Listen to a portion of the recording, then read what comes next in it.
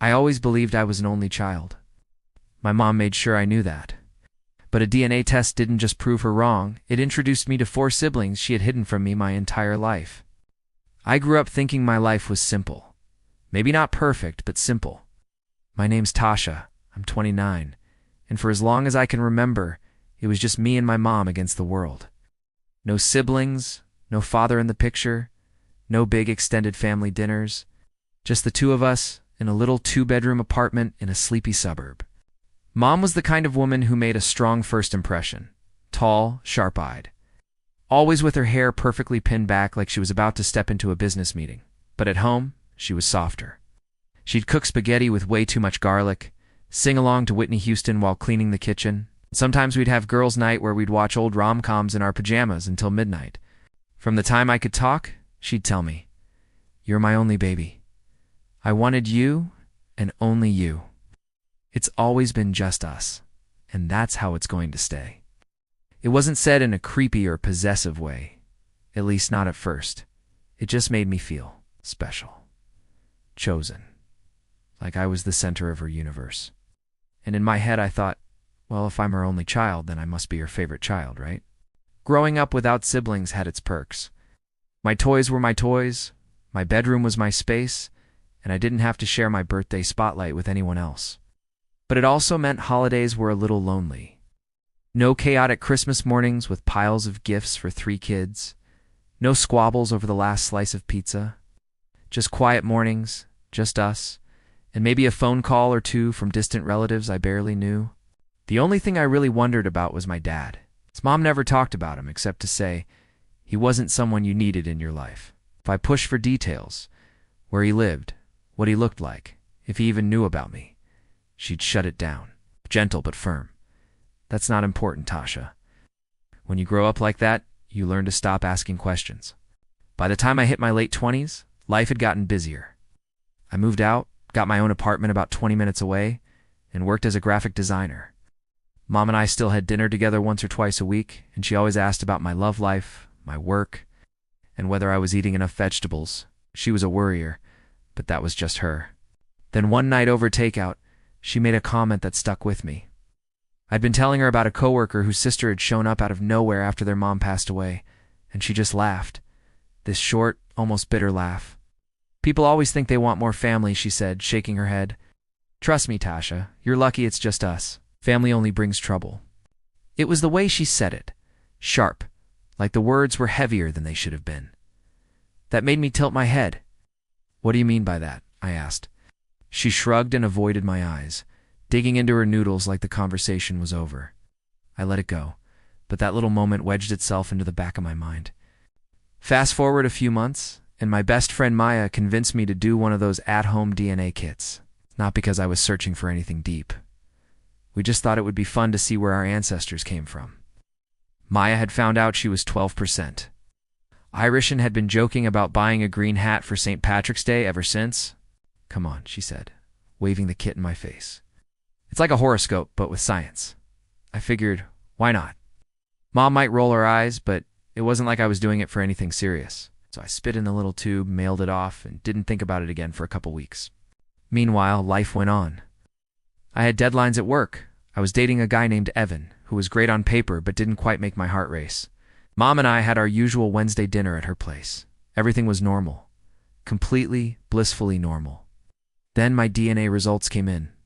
I was sitting on my couch, half watching Netflix, when I got the email notification. "Your results are ready." I clicked without hesitation. And for the first few seconds, it was exactly what I expected. A colorful pie chart with percentages. West African, some European, a tiny sliver of East Asian. Cool, just interesting, share-worthy on Instagram. But then I scrolled down and there it was. Matches for close family members. Not cousins, not distant relatives. Siblings. 4 of them. At first I laughed. I mean, it had to be a glitch, right? Maybe the system was messed up. I refreshed the page. Same result. Names I didn't recognize. One even had a profile picture. A woman with my exact cheekbones smiling in front of a Christmas tree. I froze. My brain couldn't wrap around it. My mom had always told me I was her only child. She said it like a fact of nature, like gravity. So why was the DNA website telling me otherwise? That night I didn't sleep. I just sat in bed, scrolling through the profiles of these strangers who apparently shared half my DNA. Ages ranging from mid-20s to late 30s, locations scattered across the country. None of them within driving distance. I felt like the walls of my life, everything I thought I knew about myself, had started to bend and crack. And the worst part? I couldn't stop hearing my mom's voice in my head. "You're my only baby." It sounded different now, less like love. It's more like a lie. The next morning I knew I had to talk to her. I didn't know if I was ready for the truth, but I couldn't unsee what I'd seen. I called and asked if I could come over. She sounded normal, cheerful even. But when I pulled into her driveway, my stomach was in knots. I stepped inside, and she greeted me with a smile like always. But I think she could tell something was off, Tasha. "What's wrong?" I opened my mouth to answer, but my throat went dry. How do you even begin a conversation like this? That was the start of everything unraveling. I stood in my mom's living room, my palms sweating so badly I had to rub them on my jeans. She looked at me with that mix of concern and impatience she always got when she sensed I was about to drop something heavy on her. Mom. I started, my voice catching a little. I did one of those DNA kits." She blinked. "DNA kits, yeah, the ancestry ones." I thought it would be fun, but her eyes narrowed slightly and something in her posture shifted. It was subtle, but I noticed. She set down her coffee cup slowly, as if bracing herself. "But what, Tasha?" I swallowed hard. It matched me with 4 siblings. 4? And I don't know any of them. I thought I was your only child. For a long second, she just stared at me. No blinking, no speaking. Then she gave a short, almost dismissive laugh. "Oh, those things are ridiculous. You can't trust them. They mess up all the time." But it wasn't convincing. Not the laugh. Not the way her hands gripped the edge of the counter just a little too tightly, Mom. It showed their names, their ages, looked like me. "Coincidence," she said flatly, turning toward the sink like the conversation was over. That should have been the moment where I let it go, like I'd always done with questions about my dad. But something inside me had shifted. Maybe it was because I was almost 30 and less willing to be spoon-fed half-truths. Maybe it was because the people on that DNA page weren't just blurry possibilities. They were real people, with faces and birthdays and lives. "It's not a coincidence," I said, my voice sharper now. "You've been telling me my whole life I'm your only child. Was that a lie?" She didn't turn around, but her shoulders tensed. For a moment, I thought she might tell me everything right then. But instead, she muttered, "You don't understand the whole story." "Then explain it," I pushed. She shook her head. "It's complicated. Ack. And it's not something you need to dig into." That was it. That was her answer. And she said it with such finality, like she expected me to just nod, change the subject, and go back to eating spaghetti in her kitchen like nothing happened, left without touching my food. Driving home, my thoughts were a tangled mess. Part of me was angry. No, furious. That she had kept something this massive from me. Another part was hurt, like I'd been excluded from a secret club that was actually my own family. And then there was this nagging curiosity. Who were these people? Did they know about me? Did they grow up thinking they were only children too? The more I thought about it, the more the questions multiplied. That night I messaged one of the matches. His name was Jeremy. His profile said he was 34 and lived in Texas. I stared at the little chat box for a solid 5 minutes before typing. "Hi, this might sound weird, but I think we're siblings." I hit send, then immediately regretted it. What if this opened some door I wasn't ready for? What if they hated me for showing up in their life out of nowhere? But 10 minutes later he replied, "Hey, yeah, I've been wondering if you'd reach out. You're not the first new sibling to pop up for me." My stomach flipped. "Not the first?" I typed back quickly. "How many are there?" "Counting you 5, at least that we know of." I stared at the screen, my mouth literally hanging open. He sent a follow-up. "We all have the same mother. She never told me about you either."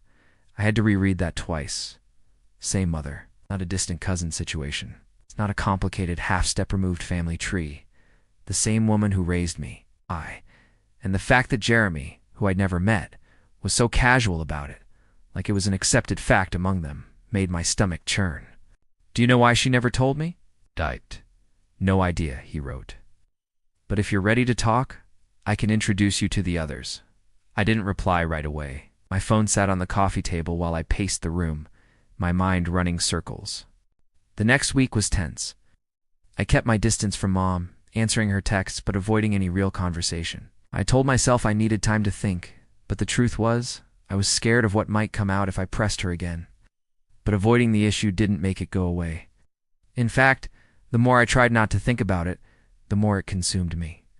At work, I'd catch myself staring at my reflection in the computer screen, wondering which of my features came from my mom, and which came from this mysterious genetic father I'd never met. I started noticing little things in strangers, a tilt of the smile, a shape of the eyes, and wondering if I might be related to them. Maya, of course, was loving the drama. "This is wild," she said over coffee one morning. "It's like you're living in one of those long-lost family reunion shows. You need to dig deeper." "Not sure I'm ready for deeper," I admitted. "Girl, deeper's already here," she said. "You've got siblings out there who already know you exist. The only person still pretending otherwise is your mom." She was right. And the more I thought about it, the more I realized there was only one way forward. I needed the truth. Not just from Jeremy or the others, it's from her.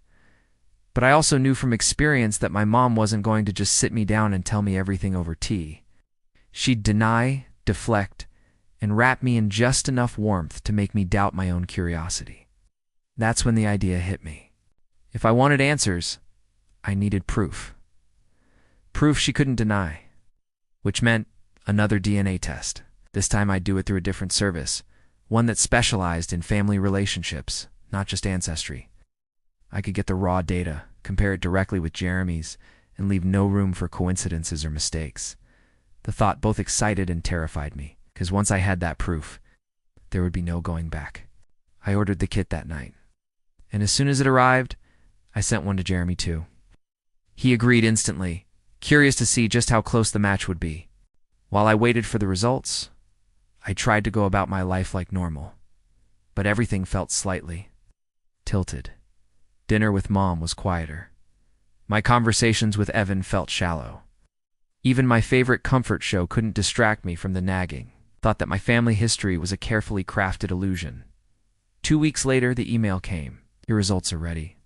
I didn't open it right away. My hands hovered over the mouse, my stomach in knots, because whatever was in that file, it was about to change everything. The email sat in my inbox like a live grenade. "Your results are ready."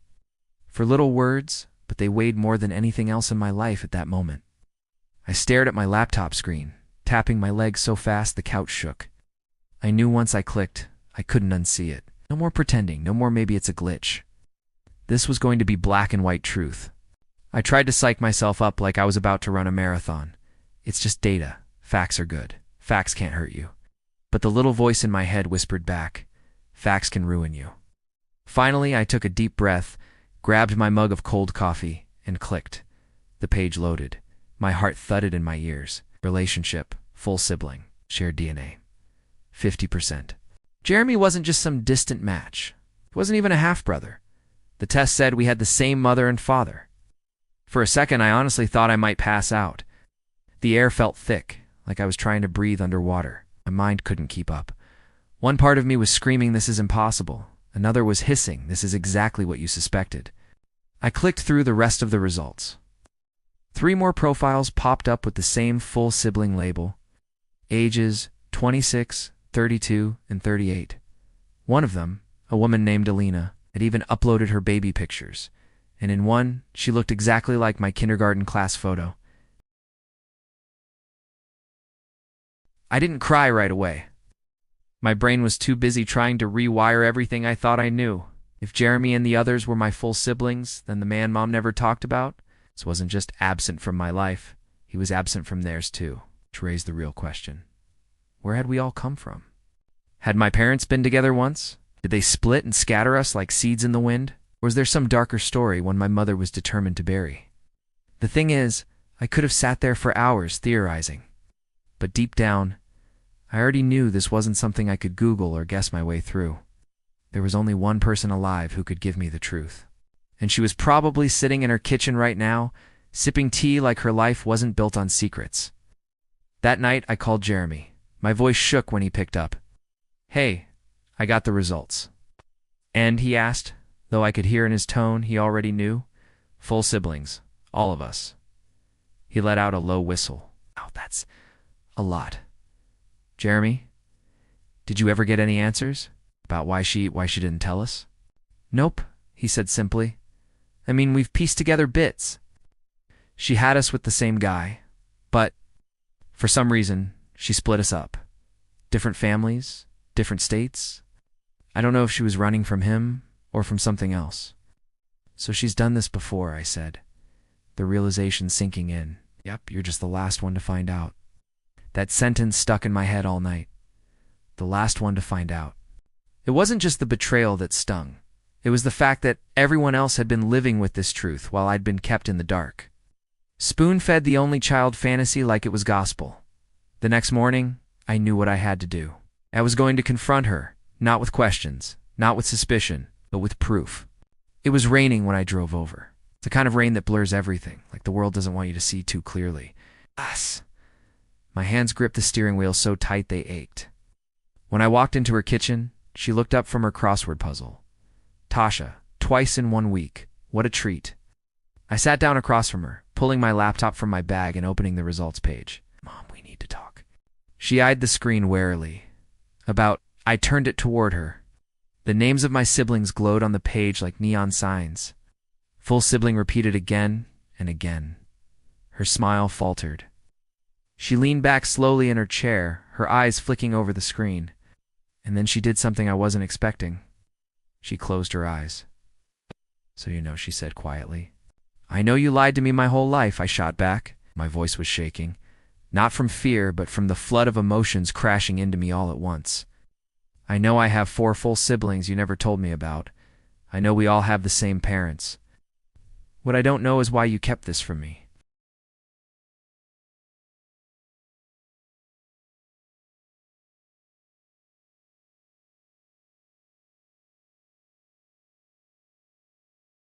Her eyes opened, and they were wet, for the way you came into the world. But the choices I made after. And that's when she started talking. She told me about my father, a man named Michael who she'd been with for over a decade. He was charming, magnetic, and deeply irresponsible. They had 4 kids together before me. But the relationship was toxic, full of fights and disappearances. When she got pregnant with me, things were at their worst. She'd decided she couldn't raise another child in that chaos. So she made what she called the hardest choice of her life. She left him. Not just him, but all the kids they had together. She took me and ran. "I wanted a clean slate," she said. "I wanted one child I could raise without the shadow of that man over us." I told myself you'd be better off not knowing any of it.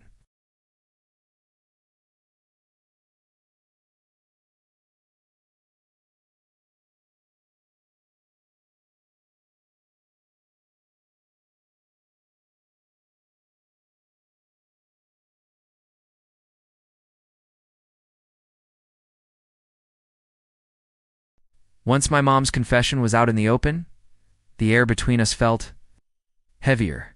It wasn't shouting or slam doors heavy. It was the kind of heavy where every word you say is weighed against years of silence. We didn't fight after that night, but we also didn't really talk. Her logic for hiding my siblings still didn't sit right with me. Yes, she'd left a bad relationship.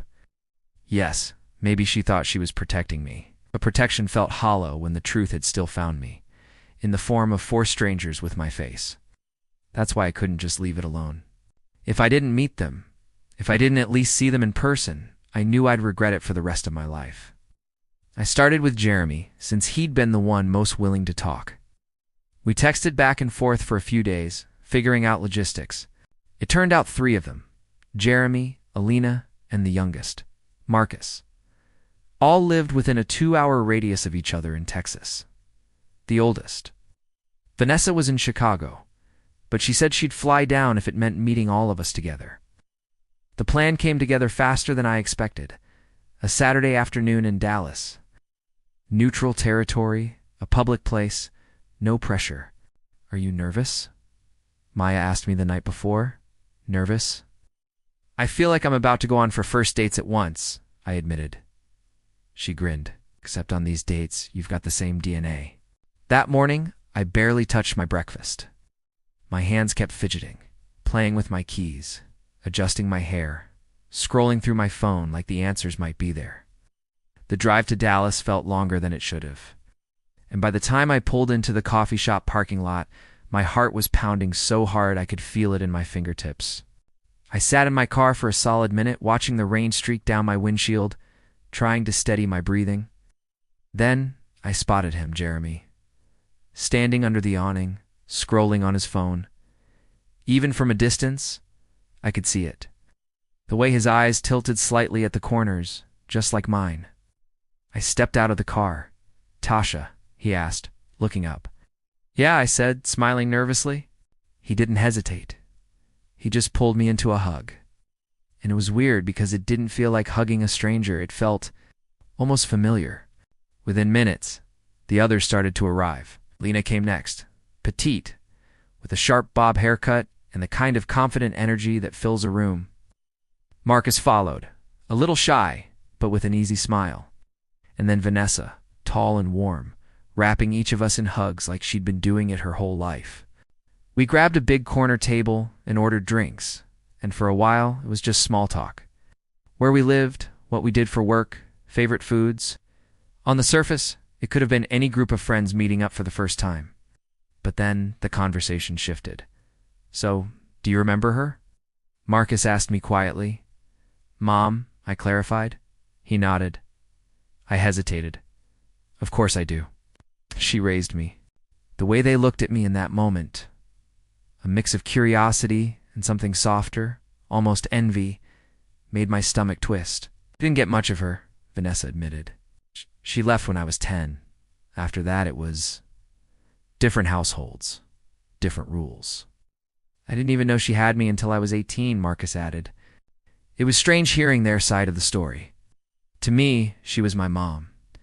The woman who made garlic-heavy spaghetti and sang Whitney Houston on Saturdays. To them, she was a figure in the background of their childhoods, here and gone in flashes. Jeremy leaned forward, resting his elbows on the table. "I'm glad you found us, Tasha. I know this is messy, but we've all wondered about you, especially when you didn't show up in the matches until now. I wish I'd known sooner," I admitted. "I wish she'd told me. I could have been part of our chaos," Lena interrupted with a smirk. "Trust me, you might have hated it." We all laughed, and it broke some of the tension. But under the laughter was this undeniable ache, the kind that comes from realizing you could have had a whole other life. If only someone had made a different choice. We ended up talking for hours, swapping childhood stories, comparing photos, even pointing out mannerisms we shared. Alina and I had the same sarcastic eyebrow raise. Marcus and I both cracked our knuckles absent-mindedly when thinking. Jeremy and I had almost identical laughs. It was surreal. It's like seeing pieces of yourself scattered across 4 other people and realizing you'd been incomplete without them. When it was finally time to go, none of us wanted to leave. We made a group chat before we even stood up from the table. Hugs were exchanged, promises made. On the drive home, I kept thinking about how natural it had felt to be with them, and how unnatural it now felt to keep that from my mom. When I walked into her house the next day, she was in the kitchen again, like nothing had changed. "How was your weekend?" she asked. I set my bag down. I met them. Her hands froze on the dish towel. Slowly, she turned to face me. "You what?" "I met my siblings, all 4 of them. We talked for hours. They're amazing." Her face tightened. "Tasha, I told you. I know what you told me." I cut in, my voice firm. "You told me family brings trouble, but they're not trouble. They're my family. And I'm not going to pretend they don't exist just because it makes things easier for you." She stared at me for a long moment, and for the first time, I saw something in her expression I couldn't quite read. It wasn't anger. It wasn't even disappointment. It was fear. "You don't know everything, Tasha," she said quietly. "There's more to this than you think." "Then tell me," I said, leaning forward. "No more half-truths. No more protecting me from things I can handle." She hesitated, and I could tell this was the moment. The moment she'd either finally give me the full story or slam the door shut forever. That's when she said it. "Your father is not who you think he is. Your father, he's not who you think he is." The words hung in the air like smoke. I stared at her, heart pounding, wondering how it was even possible to think someone was my father when I'd never actually been told who he was. "Okay," I said slowly. "Then who is he?" Mom looked down at the dish towel in her hands, twisting it until the fabric strained. When she finally spoke, her voice was low. "You've been picturing one man, Michael, the man who fathered your siblings. But you're different. Different." My stomach dropped. "Are you saying I'm not their full sibling?" She nodded, and it was like the floor tilted under me. "You share my blood, but not his. You and you're half-siblings." I sat down hard at the kitchen table. I could almost hear the sound of my DNA results laughing at me in the background. "That's not possible," the test said. "We share 50% of our DNA.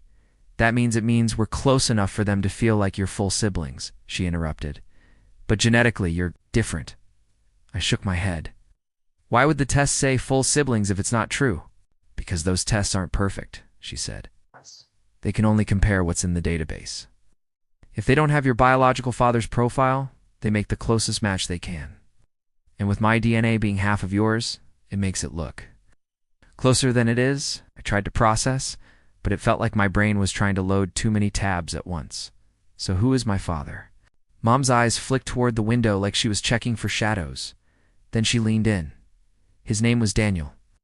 I met him after I left Michael. He was different, kind, but dangerous in ways I didn't see at first." That word dangerous made my skin prickle. Dangerous how?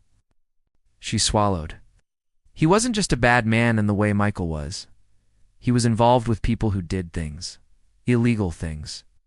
I didn't find out until after I was pregnant with you. By then it was too late to untangle myself without putting us both at risk." I wanted to ask more, but I could tell she was holding something back. "So you ran again?" She nodded.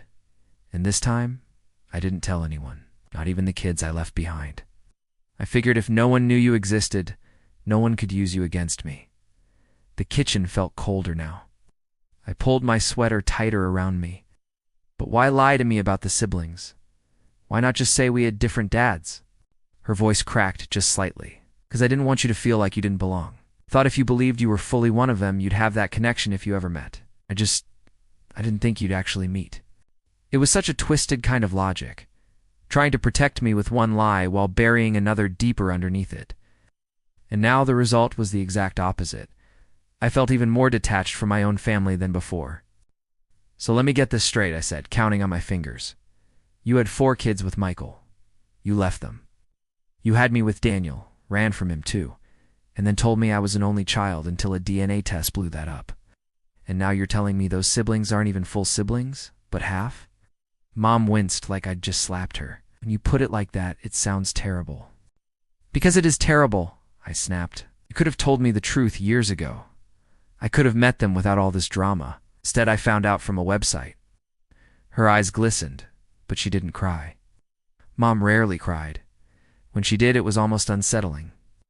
"I thought I was doing what was best for you," she said quietly. "I was wrong." "I see that now." I leaned back in my chair, crossing my arms. "So what about Daniel? Is he still alive?" She hesitated. "I don't know, or don't want to know," I pressed. She sighed, looking suddenly older. "Both." There it was. The wall she wasn't going to let me past. Not yet. But the thing about me now, about this version of me, is that I wasn't going to let walls stop me anymore. I'd already found 4 siblings she swore didn't exist. Who's to say I couldn't find a man she'd been running from for nearly 3 decades? Maybe part of me wanted to know for the same reason I'd wanted to meet my siblings. I was tired of being a ghost in my own history. Over the next week, I told my siblings the truth. Well, my version of it. That we were half-siblings, not full. That our fathers were different men. The reactions were mixed. Jeremy didn't seem to care. "Blood is blood. You're still my sister." Lena raised an eyebrow. "So, basically, we're the extended edition of a family drama. Cool?" Marcus looked a little hurt, but I think it was less about the DNA and more about the years of secrecy. Vanessa, she was quiet, and that worried me most. Then, a few days later, she called me. "Tasha, do you want to find him?" she asked. "Daniel. If he's alive, maybe he has answers your mom doesn't want to give. Or maybe you'll just know where you come from." I hesitated. Because as much as I wanted answers, I also knew what Mom had said about him. Dangerous. And I couldn't tell if that was truth or just another layer of her long-running strategy to keep me in the dark. But when Vanessa said, "We'll help you," something inside me shifted. I realized I was standing at another crossroads. One road was the life I'd always known, small, controlled, filtered through my mom's version of events. The other road was messier, scarier, full of people I'd only just met, and secrets I might regret uncovering, and I knew exactly which one I was going to take. "Yeah," I told Vanessa, "let's find him." I wish I could tell you that everything made sense after that night. Once the truth was out, the pain dissolved, the questions stopped, and we all hugged it out like some overly sentimental TV drama. But real life doesn't work like that. The truth doesn't heal. Instantly, it just stops the bleeding long enough for you to start stitching yourself back together. For weeks after my confrontation with Mom, I felt like I was moving through a dream. Maybe it was more like moving through a funhouse. Mirror maze, everything around me felt distorted, exaggerated, wrong. I'd wake up, make coffee, sit at the kitchen table, and my mind would start replaying my entire childhood like an old VHS tape someone had just rewound and hit play. There was me at 7 years old, sitting on the floor coloring a picture for Mother's Day. I remember I drew this big heart with the words "me and Mommy" inside it. But now, looking back, I couldn't stop thinking, where were my siblings that day? Did they get her a card too? Did she hide it so I wouldn't see? It's strange how grief can sneak up on you, even when no one has died. I grieved the version of my life I thought I had, the one with an only child childhood, with the special bond. Mom always told me we had, and every time I thought about it, the loss hit me all over again. The siblings. That was a whole other emotional roller coaster. At first, I couldn't bring myself to reach out to them. Not because I didn't want to know them, but because I was terrified. What if they resented me? What if they thought I was the reason Mom ignored them? And maybe the biggest fear, what if meeting them confirmed I'd missed out on something wonderful all these years? But curiosity has a way of chewing at you until you give in. A few months later, I sent a message to the one who had contacted me first. She was warm, funny, and she didn't waste time. So, she wrote back almost instantly. "Want to meet for coffee and compare trauma?" I laughed so hard I nearly spit out my drink. That was my first real laugh in weeks. Meeting Emma was surreal. We sat across from each other in this little cafe, and for the first 5 minutes, we just stared. We didn't have to say anything. It was all in the eyes, the recognition. She looked like me. We both had the same slight tilt to our smiles, the same way of squinting when we laughed. It was like meeting a stranger in a mirror at the same time. We talked for hours. She told me about growing up with her dad, how she always wondered about her mother, but never got much. She met the other's 3 more siblings through the DNA site too. Each had their own piece of the puzzle, their own slightly warped version of our mother's story. It was bizarre, had essentially lived 4 separate lives with 4 separate children, never letting one world fully overlap with the other. It was like she was afraid if we ever all met, the illusion she'd carefully built for each of us would shatter. And she was right. I started connecting with the others too. Some relationships clicked, others didn't. That's just how family works. DNA doesn't guarantee instant closeness. But knowing they were out there, knowing I wasn't alone in the way I thought I was, softened something in me. As for Mom, well, our relationship is complicated. We talk, but it's not the same.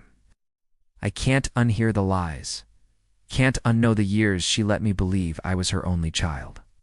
But I've learned to stop trying to get back what we had. The bond is gone, but something else is growing in its place. Something built on messy truths instead of pretty lies. Therapy helped. A lot. I learned that my anger wasn't just about the lie, it was about the control she took from me. For decades, she was the gatekeeper to my own story, deciding what I could and couldn't know about myself. And that's a theft you can't get back, but you can reclaim your narrative from here on out.